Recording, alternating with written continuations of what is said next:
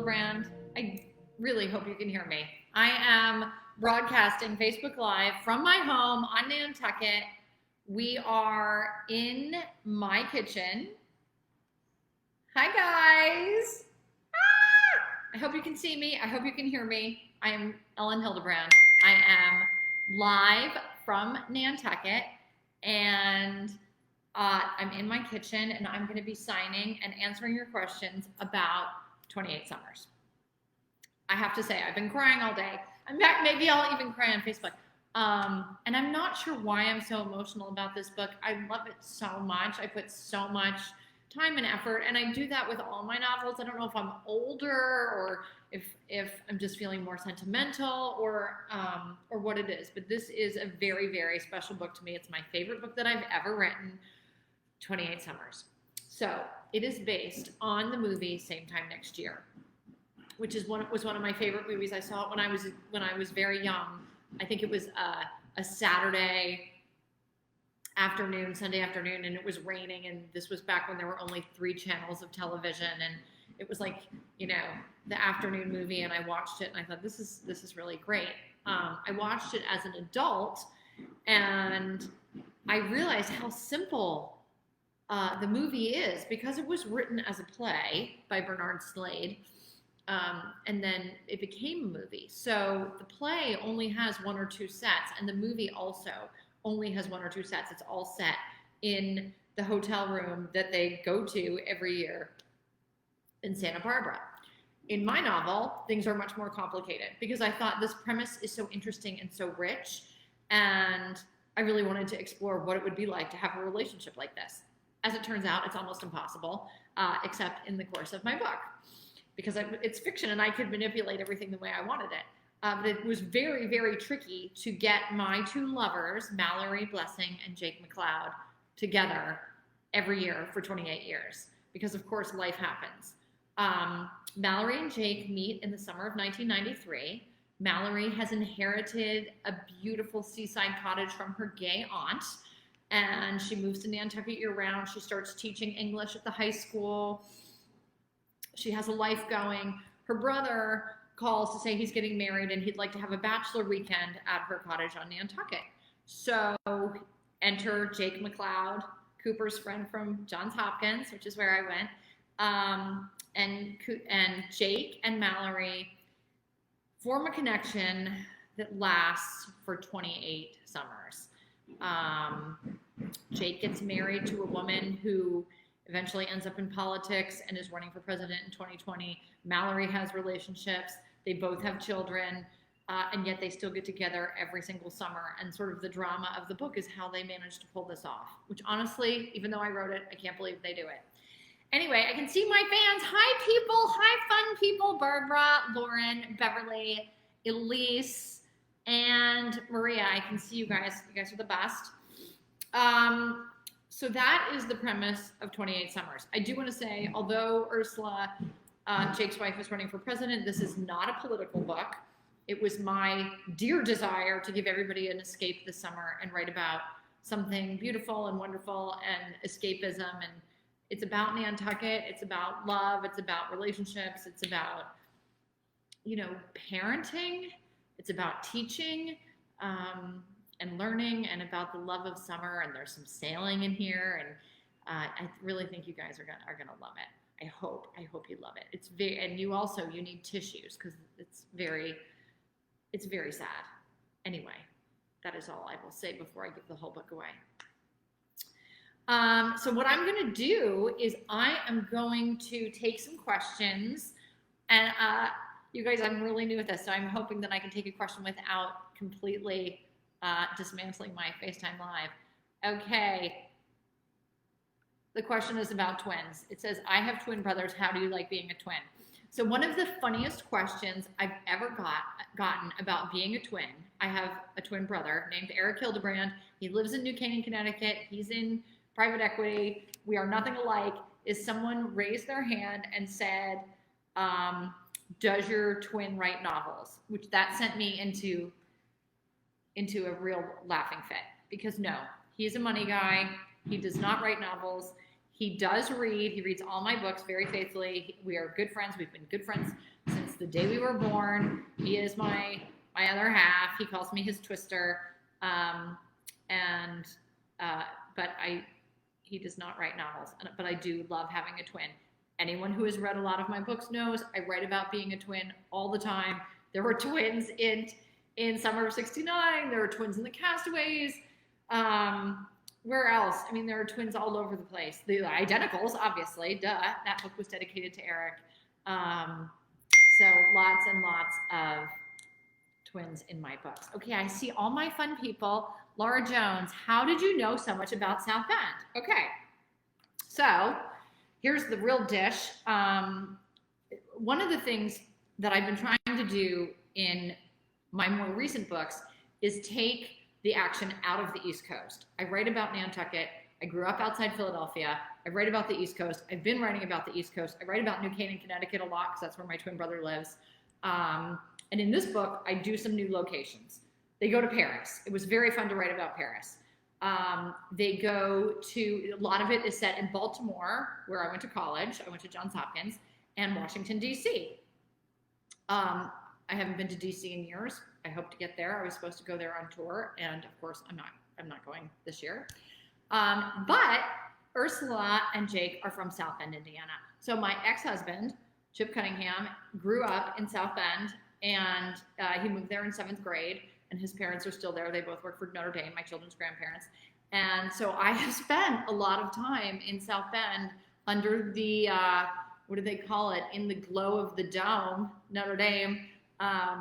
You know, I used to run around the lakes, and we went to Barnaby's and the whole shebang. So my South Bend knowledge is based on personal experience, and I think it's pretty impeccable. I really did try. So here are some other fun, I'm seeing all my fun people. Hi, Carrie. Oh, people want me to go to Long Island. I've been dying to go. There are a bunch of places across the United States that I really, really have been dying to go. Long Island was on my schedule. Now I can't go. Kansas City, if anybody out there is from Kansas City, I am coming at some point. I tried to make it happen in person this week, but it's not in the cards. All right, I'm going to go back to the questions and see what we have here. Where do you get your inspiration to write? So actually, I'm supposed to be signing, so I'm going to do signing and tell you where I get my inspiration to write. My ideas for novels come from one of two places. Either they are thematic ideas or they are situational. So let's talk about thematic first. So for example, the Beach Club. I wanted to write a novel about a hotel, a beach hotel, and I based it on a place on Nantucket called the Cliffside Beach Club. And once I had written that, I thought, oh, it would be fun to write about a restaurant. And so I started researching for the Blue Bistro. And that, until this, that was everybody's favorite book. Everybody loved the Blue Bistro. And that was about a restaurant on Nantucket. At some point, I thought I should write a novel about a wedding set on Nantucket. And so I wrote Beautiful Day. And then anyone who knows, the wedding business is like so rich with drama that I then wrote The Perfect Couple, which quite honestly is a better wedding book. It's also a murder. And that was something else I wanted to do. I wanted to write a murder mystery, and I didn't know if I could do it. So, but I did succeed. I wrote The Perfect Couple. Situational ideas I had. Silver Girl is a great example. So in 2009, I read an article in the New York Times called The Loneliest Woman in New York. And it was an article about Ruth Madoff. And it said how she couldn't go get her hair colored. She couldn't go out to dinner to the restaurant. I mean, honestly, it sounds like us in the time of COVID, now that I'm saying this out loud. She couldn't do anything that she used to because she was such a pariah in New York City. Everyone knew who she was. Everyone knew Bernie. And that was not really what interested me. That somewhat interested me. What really interested me was the last line of the article, which said that Mrs. Madoff has a friend who has stood by her side since preschool. And I thought, that's the novel. The novel is not so much Ruth Madoff, it's her best friend from being a young age. That is where the novel is. And so I started writing Silver Girl. And anybody who's read Silver Girl knows that the best part of that novel is the friendship between Connie and Meredith, which is based on this line from the New York Times. Okay. Oh, someone's from Omaha. Hi, Omaha. Come to Wisconsin. I definitely want to. New Orleans. These are all places I'd love to go. So I love New Orleans. I've been to Jazz Fest 4 times. I would love to do a signing there. Would love it.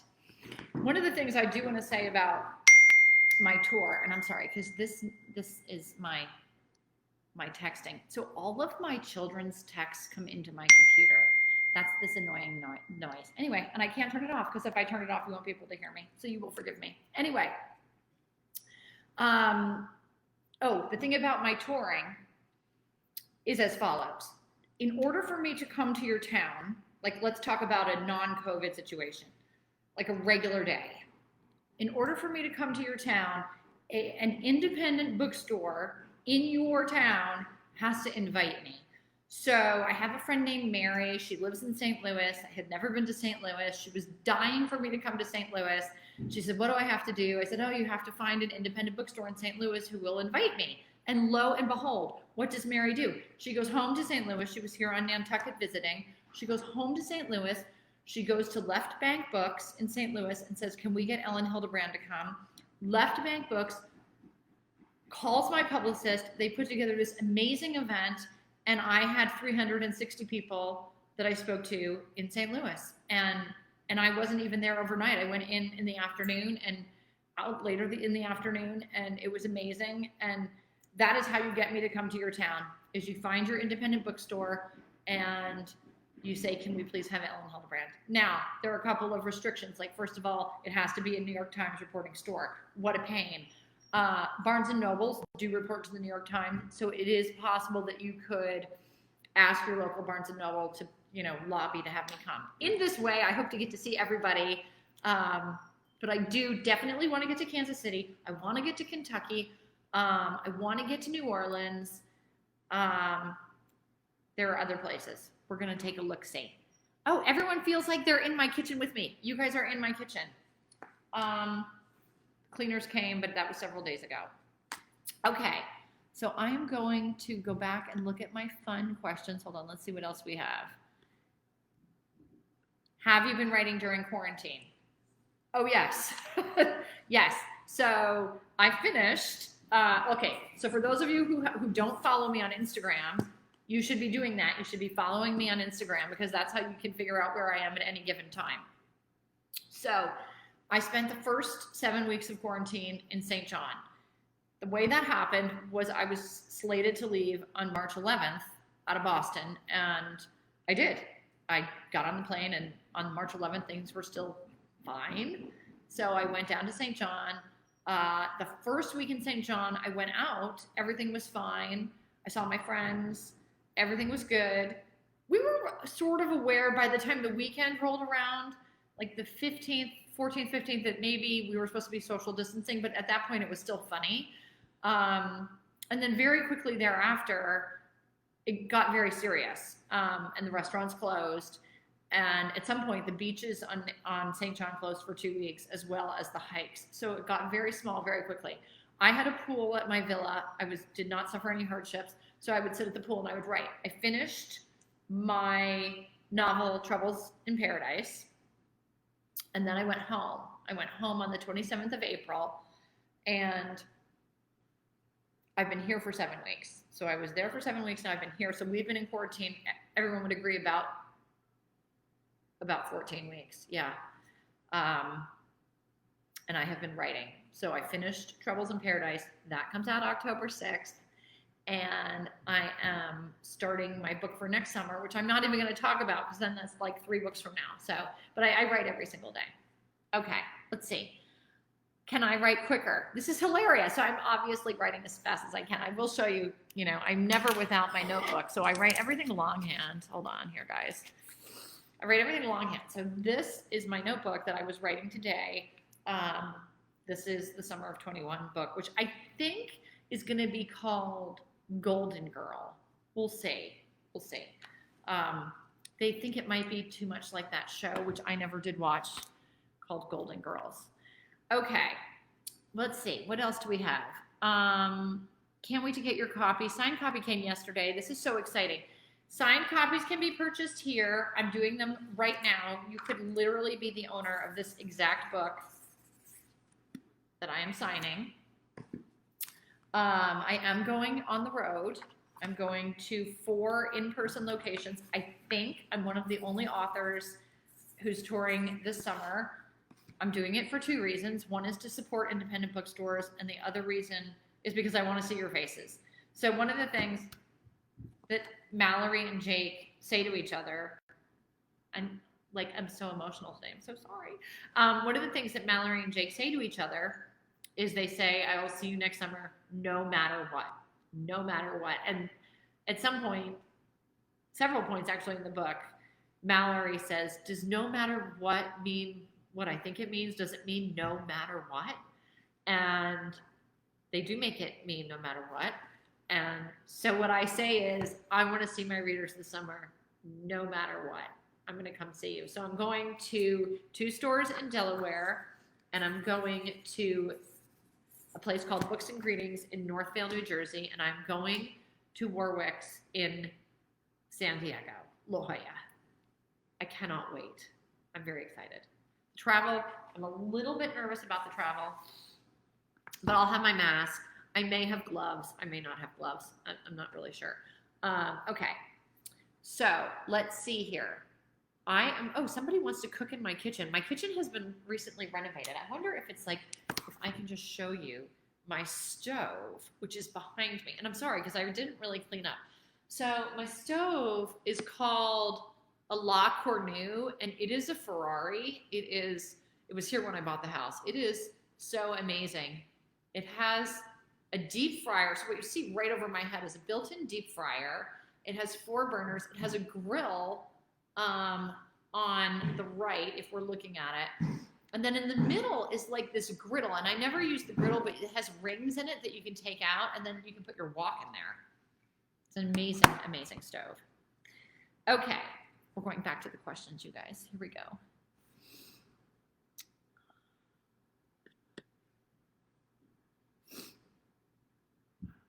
Okay, the question is, what does a normal day, hi, I'm back.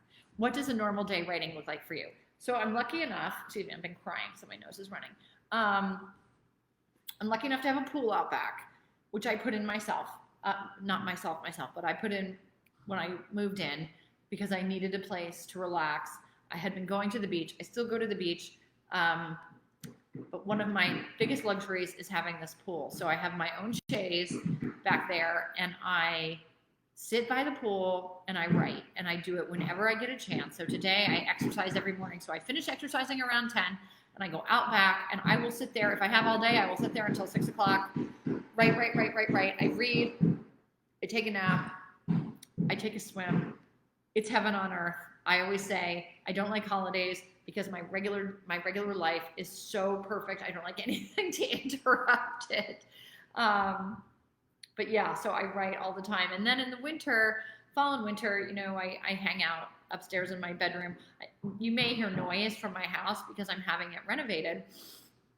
And one of the places that I'm having renovated is a room that will be my study. But right now, I do not even have a dedicated study. So I work here at the kitchen table or up in my bedroom. And then, of course, the danger is, do you fall asleep? Yes. The answer is yes. Okay. Please come to Fresno. Where is Fresno? It's in California. Is it like, and I feel like it's like where Orange is. Is it in Orange County? And someone can answer that for me. I love this. Falmouth, upstate South Carolina. Have your son transfer to Clemson. Okay, so hello, that's very funny. So my son, I've got 3 kids. My oldest child, Max, goes to the University of South Carolina. He's a Gamecock.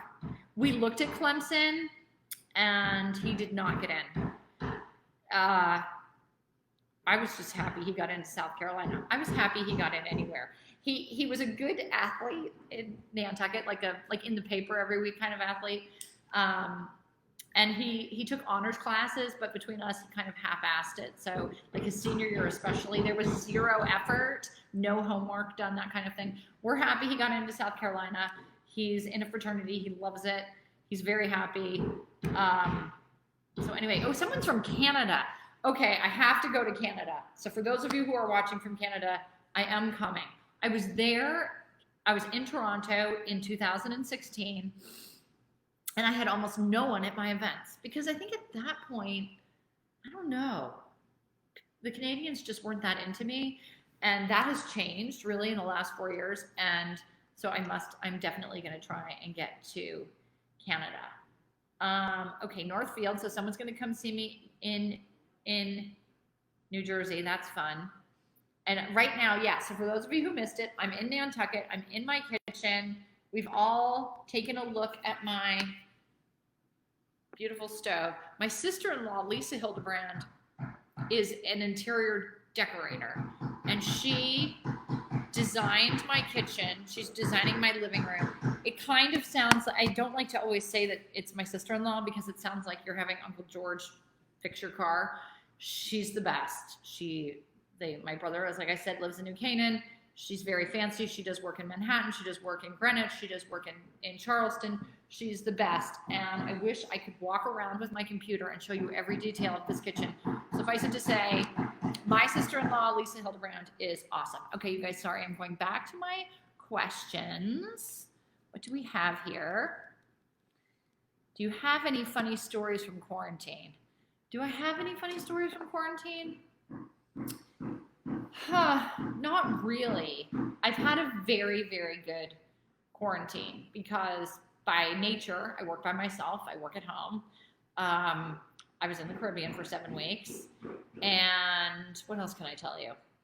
The one sad thing is that my son Dawson, who's my middle child, he goes to boarding school in New Hampshire, in Wolfboro, if anybody on here is from Wolfboro. And he and his 2 buddies came to St. John last year, and they had planned to come again. And I was really looking forward to having them. And they were supposed to come on the 18th of March. And at some point, my ex-husband's like, I don't think Dawson can come. And I thought he was completely overreacting. I'm like, of course he can come. What are you talking about? And then things got so bad, if you remember, things got so bad so quickly that 2 days before, I'm like, there is no way he can come. And so I didn't get to have him, which was sad. And that is not a funny story. So I guess I don't really have any funny stories that I can think of now, but I should have anticipated that question and come up with something funny. Okay, hi. Oh, hi, Fran Vella. She's saying Fresno is in the Central Valley. I'm not quite sure what that is, but it sounds like somewhere in California. Okay, here's a question. Question is, advice for someone who wants to write fiction themselves. It's a question I get almost every time I speak, and here's the answer. I went to the University of Iowa Writers Workshop, right, which is very fancy, which is hilarious because it's in Iowa, but it is extremely elite, very hard to get into. I was thrilled that I was admitted. Off I go to Iowa. I hate it. I'm miserable. But I was not the most talented person there, not by a long shot. Not by a long shot. The best writers I have ever known were other students at Iowa, but not everybody, by which I mean almost no one, could finish anything. I was given the gift of discipline and perseverance, so I finished stories, and once I started writing novels, I finished novels, and that is the key. The key to being a successful writer is perseverance and discipline. You make yourself write every single day, you finish something. And then once you finish something, you can go back and fix it. But you cannot go back and fix that which you do not have. So I feel like a lot of people, they don't make writing a priority. They don't put in the discipline. They don't put in the time. And they never end up finishing anything. And hence they have nothing to show for their desire to write. So it's very, very important to be disciplined and to have perseverance. You should definitely write about the things that you know, your unique experiences. Okay, so I get to Nantucket in 1993. And honestly, it didn't occur to me to write about Nantucket until I was in Iowa. And then once I was in Iowa, I realized, oh, not everybody lives on Nantucket. Not everybody has the kind of summers that I have. And that's when I started writing about it so that other people would know about it. To me, it just seemed like it was my regular life. But any kind of unique experiences, your job, there is nothing that you cannot turn into a literary novel. My friend Jamie Attenberg, who wrote one of the best books I read last year called All This Could Be Yours, set a scene in a CVS that is one of the best scenes I've ever read. And she so perfectly describes the CVS. I mean, we have all been in a CVS, right? So we know what it is. She so beautifully describes the CVS that it turned it into literature. And I'm 100% sure that when you walk into a CVS or I walk into a CVS, we're not thinking this could be literature, but she took such care with it and described it so beautifully that it became literature. Hi, Cleveland, Ohio. So somebody asks if there are any familiar characters in the new book. The new book, 28 Summers, out today. The answer is yes.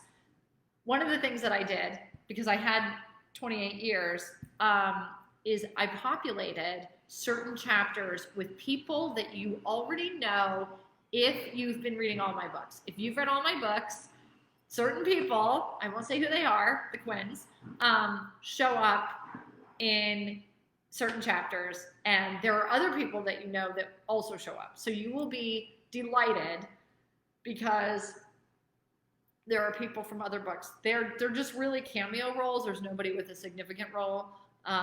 But it's like finding an Easter egg or whatever they call it. It will be very, very fun for you. Okay, Hendersonville, North Carolina. Hi. I was supposed to go to North Carolina. That is now not happening, which makes me very, very upset. Okay. I put pictures of my kitchen up. Yes, I did. Oh, hi from Tulsa.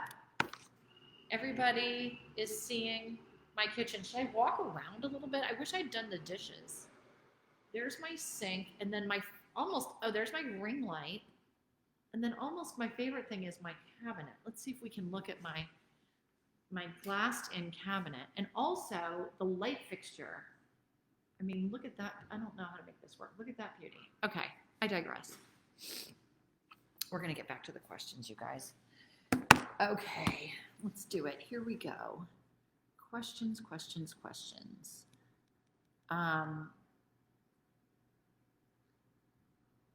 What was your inspiration? Okay, I talked about South Bend. I talked about my process. Do you pull your ideas from real life? Everybody always asks. This is like my number one question that people ask me. Do you pull your stories from real life? I mean, the answer is absolutely not. And also, of course I do. So it's both. The details, all the details obviously have to come from somewhere. So the details in my books come from things in my life. I wrote about Paris, Jake and Ursula, in this book, in this chapter, his girlfriend, go to Paris and they stay at Le Maurice. And I went to Paris with my sister and my daughter. The three of us went in the spring of 19, and we stayed at Le Maurice. And so I used all the things that we did in Paris and I put it into that chapter. So in that sense, yes, I use things from my real life. Do I put characters in from my real life? And the answer is no. Because why? Because fiction is crafted to make sense. So every single detail that goes into the book is moving the story along. And real people just don't lend themselves to fiction because we have all these random qualities that aren't moving the story along. And so you can put maybe a bit or have an idea of a person.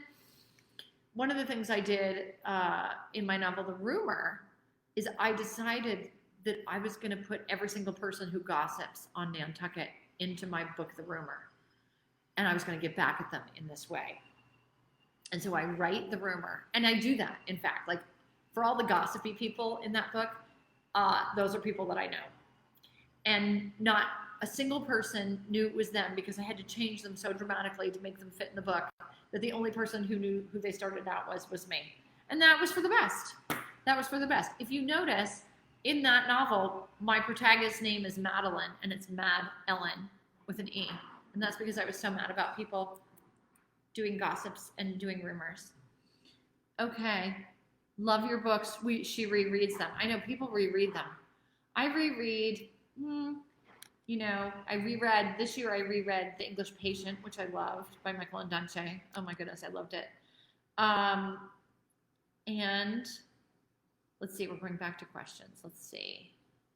Where do you get your inspiration? We talked about that. And what is your favorite? Has writing become a job, or is it still your passion? It is still my passion. Okay. It gets harder and harder as I get further along. I've written 26 books because Paradise is finished.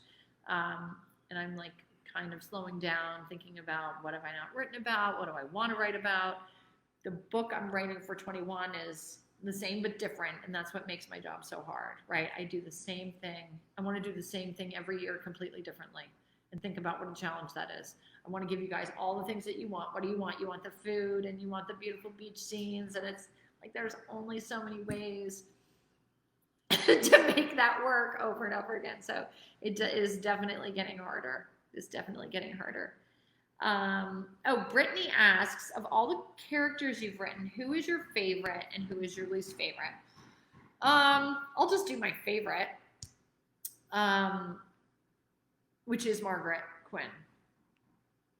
And the reason why it's Margaret Quinn, you guys all know who Margaret Quinn is, right? The reason why it's Margaret Quinn is this. When I started writing the Winter Street series in 2013, I was recently divorced and recently split from my husband, and I had moved out. And I was traveling a lot for work. My career was picking up. It was right around the time The Matchmaker came out. My career was picking up, and I kind of wanted to get away from Nantucket. And so I traveled a lot, and I missed my children profoundly. My daughter was only 8 years old. The boys were a little bit older. And I wanted to write a character. If you've read Margaret Quinn, you know that she chooses her career. She stays in New York, and the kids go with Kelly up to Nantucket. She's away from them, and she has a lot of guilt about that. And when I started Winter Street, I thought, I am going to make this working mother the hero. I'm going to have her save the day. So Margaret became like this quintessential woman who chose her career, who had a big career, and who did she's not perfect. She does have lingering guilt she felt about the kids going with Kelly and her not being in there every day. And she ends up, being this remarkable person through all 4 of the books. I'm happy to say now, however many years later, my kids are with me all the time. And now, they're older, which makes it, for all my parents out there, it makes it both easier and harder to deal with them, right? Has anyone had a 20-year-old during the quarantine? It's a real treat. But the kids are with me all the time now. And it's different than it was when it was small, when it was like you're either with dad or you're with me. Now they're always here. And I get to see them, and I get to do a lot more hands-on parenting. But there was a period of time when I was away a lot. It was very difficult. So anyway, that's my very long and emotional explanation about why Margaret Quinn is my favorite. But she's the best. I made her that way on purpose. Oh yes. Question from Melissa. Do you plot your novels first or write on the fly? I write on the fly. So basically the way I start a novel is I have 2 or 3 pages of notes about the characters. What I've started doing is I write in my phone a lot. I run every morning. I do 5 or 6 miles, and I'm always thinking. And so I'll jump ahead in books. At that point, I'll write notes. I'll be like, when I'm writing this book, I want to remember this thought. So I have notes in my phone, and I write notes about the characters, and then I just jump in and I start writing a scene. And what I've realized now, I'm writing my 27th book, is that you cannot know it all on page 1. You just can't. It is a process of discovery, and spending every single day with these characters and thinking about them and living with them and thinking, okay, I don't know who you are yet. It's June, right? I started this book last month. It's not due until Halloween. In the middle of August, beginning of September, beginning of October, I will know you. And then I turn my book in to my editor on the 1st of November, and she gives me notes, and I rewrite the book. I take 6 weeks. I go to Boston, and I rewrite the book start to finish, basically. And at that point, I really know the characters, and I sort of know where where things are going, so that it's easy to revise. But you do not know it all on page one. If you're a writer who knows everything that happens on page one, then I promise you, it's plot driven and it's formulaic, and you're not going to enjoy it the way you would enjoy a character driven book, which is what I try to write. Hello from Montreal. Oh, I see you. I love these people on the Facebook. Okay, I'm going to try and do one more or two more questions. Let's see. When did you know you wanted to write for your career? This is a great story. So people ask, when did you know you wanted to be a writer? And the answer is, I knew in second grade. My second grade teachers, Mrs. Buckwalder and Mrs. Polishensky, gave every child, at the end of the school year, they gave every child an award. And my award was the top author award. And I'm 7 years old, and I get this award, and as soon as I get it, I think, yes, I am a writer. I am an author. I knew it the second they said it. And I was lucky enough to have my second grade teacher in the audience. I would say probably a year ago today exactly. It was the Tuesday that I pubbed. I spoke in my hometown of Collegeville, Pennsylvania, and I had a huge audience. I mean, this is just unthinkable now. I had this huge audience, and Mrs. Buckwalder was there, and she sat in the front row, and I was able to thank her and to say, I'm sorry, this has been such an emotional day, you guys. I can't get it. I'll recover, don't you worry. To say to her, okay, maybe I was a genius at 7. More likely, you realized in me something that I couldn't even see myself. And in calling me a writer, you made me a writer. And how awesome that is, to be able to shape somebody's future that way. I'm sorry, I don't mean to cry. You guys are probably like, oh my God, there's Ellen, she's crying.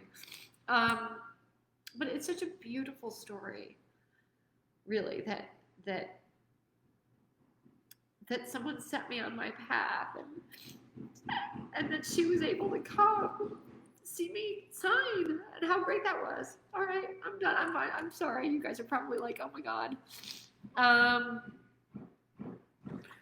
Okay, you guys are so hilarious. Who decides on the cover choice? So the cover choice is done by the art director, which is, his name is Mario. Mario is my secret weapon, because look at this beautiful cover. Can you see it, you guys? It is so gorgeous. He also is responsible for my beautiful author photo. But Mario has been doing my cover since Barefoot. And he does such a great job. I love him so much, and he deserves every bit of the credit. Okay, this says, how do I order a signed copy? The answer is, you go to premiercollectibles.com, which I think premiercollectibles.com, and author copy. I am probably messing that up, but there is a way through this little thing that I'm doing to get yourself a signed copy from my kitchen. How great is that? I just love it. Here we go. Okay, I'm going to take one more question, and then we will wrap this up, and I'm going to say a fond goodbye.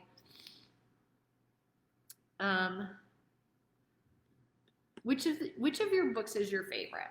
So until this year, I always answered that with The Blue Bistro. The Blue Bistro was my favorite. It has a wonderful love triangle in it. And I love triangles because, I'm going to tell you why. Because I've had people on my Facebook saying, oh, I don't want to read this, it's about adultery. I know, right? And it's uncomfortable, and nobody likes it, and nobody ever wants to be on the wrong side of it or on any side of it.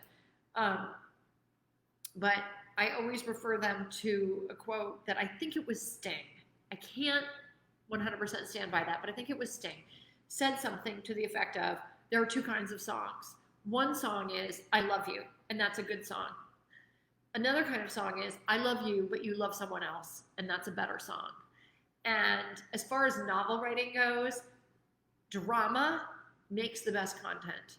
So love triangles are the best for what I'm doing. They work great.